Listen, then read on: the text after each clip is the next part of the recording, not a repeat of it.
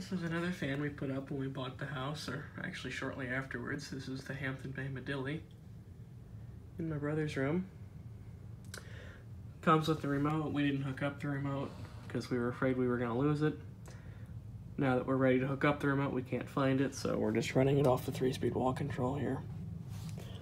Here's the light.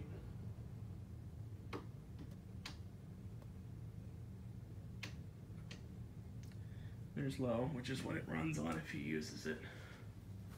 He doesn't use this fan very much.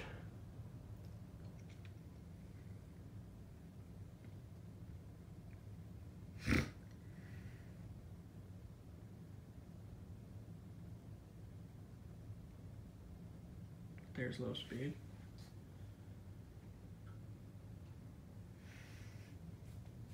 There's medium.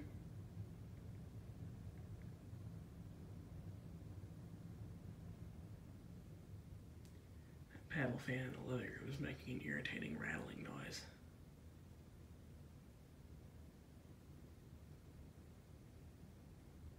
Let's go for high. It's like the Centerville.